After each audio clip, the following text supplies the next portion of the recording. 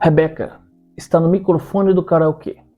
A música é Let It Go, do filme Frozen. E Ted Lasso, interpretado por Jason Sudeikis, o cara mais engraçado e mais gentil daquele bar inteiro, começa a suar frio.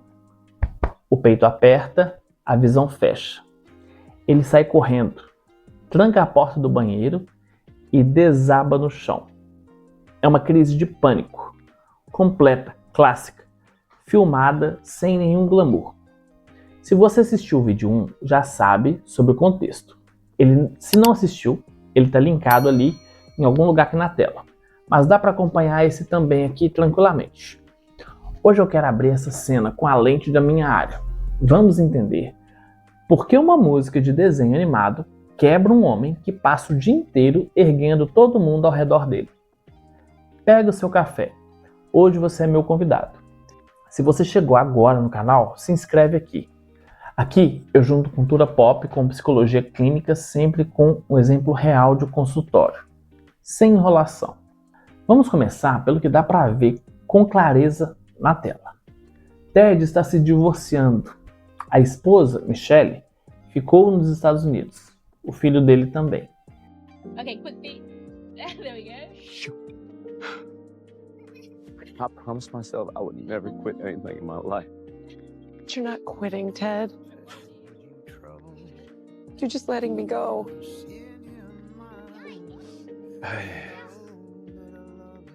Mesmo assim, Ted atravessa o oceano para treinar um time que ele nunca vai entender, taticamente. Num país que ele nunca visitou, cercado de gente que zomba dele nas primeiras semanas. E ele segue sorrindo, motivando, cuidando de todo mundo. Do Nate, que ninguém dava valor. Da Rebecca, que queria vê-lo fracassar. Do Roy, que mal aguentava olhar para a cara dele. Na terapia cognitivo-comportamental, e aqui eu falo como psicólogo que usa essa abordagem no consultório todos os dias, a gente descreve isso como um esquema de auto-sacrifício.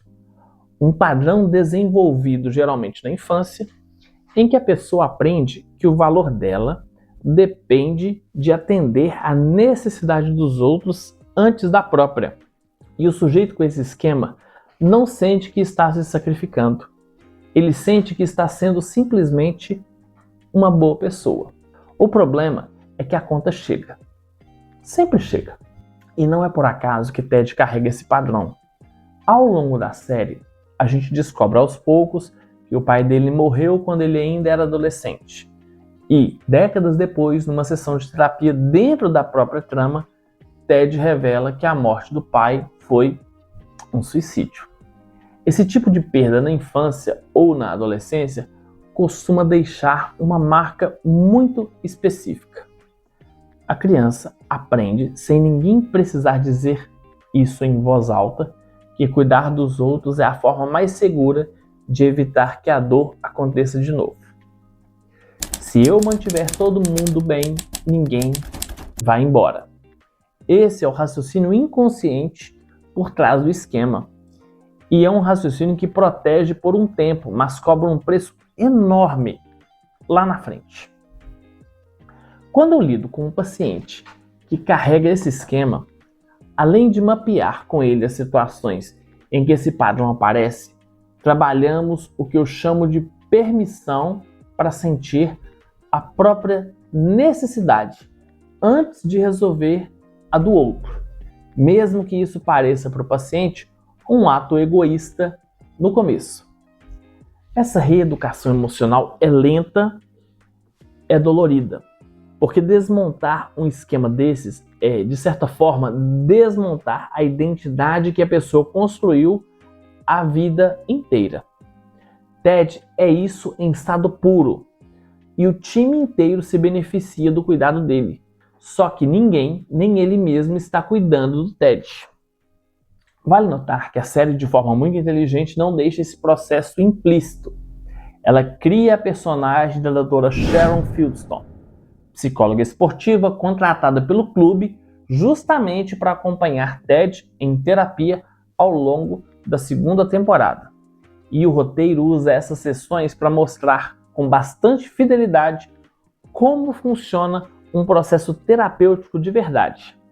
A resistência inicial de Ted, o humor como mecanismo de defesa, a dificuldade de confiar e, aos poucos, a abertura para falar do que realmente dói.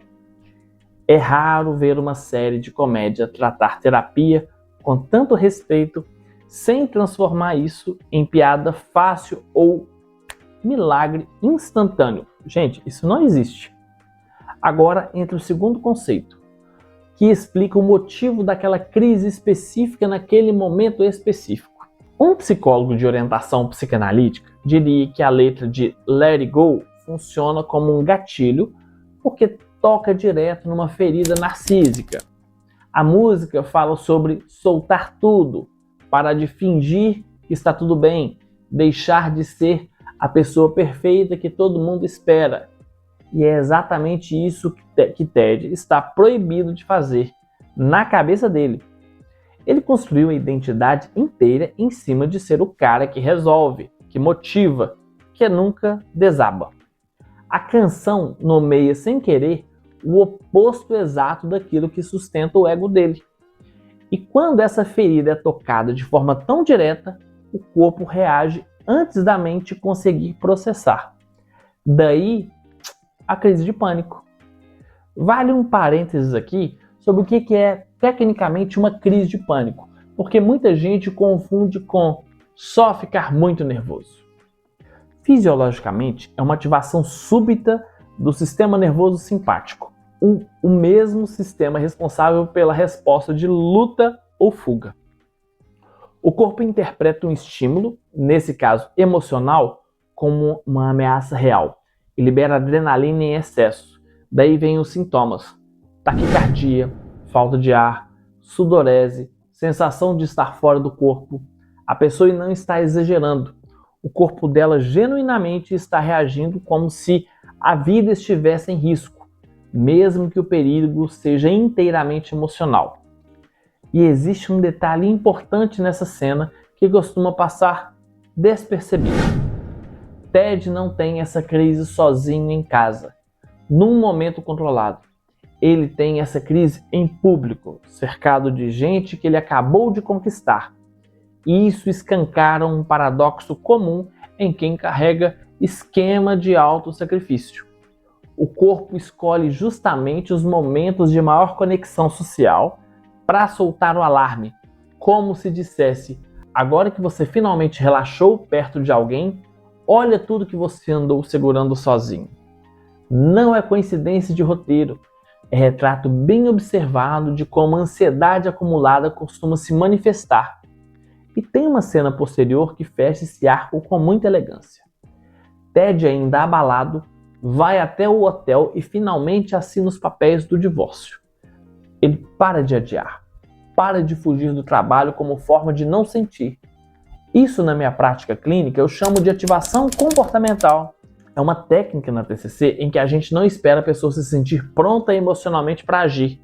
A gente incentiva a ação concreta primeiro, mesmo em meio ao caos emocional, porque a ação muda o estado interno e não o contrário. Quando eu trabalho ativação comportamental com um paciente enfrentando uma decisão que ele está evitando há meses, o combinado costuma se dar um passo pequeno e concreto naquela semana, mesmo que ele não sinta nenhuma vontade de dar esse passo. Porque clareza normalmente vem depois da ação, não antes dela. Nunca antes dela. Ted assina o divórcio, abalado, chorando, longe de qualquer sensação de pronto para isso. E é exatamente esse gesto que começa a soltar o nó. Um psicólogo existencial olharia essa mesma cena por um outro ângulo. Diria que o pânico de Ted não é só sobre o casamento que termina, é sobre uma confrontação com a finitude de uma identidade inteira. A vida que ele construiu como marido, como pai presente, como o cara que segura tudo, está desmoronando e ele é forçado a encarar a liberdade, o peso de ter que reconstruir quem ele é a partir do zero. Isso é o que na existencial chama de confronto com o vazio. O momento em que as certezas caem e a pessoa precisa escolher, sem manual, quem ela vai ser dali para frente. Tem um detalhe interessante nesse olhar existencial. Ele não trata a crise como um problema a ser eliminado o quanto antes, mas como um convite. A angústia, nessa perspectiva, não é só sofrimento gratuito, é o sinal de que a pessoa está diante de uma escolha genuína sobre a própria existência. Ted não sai daquele banheiro curado. Ele sai um pouco mais honesto consigo mesmo.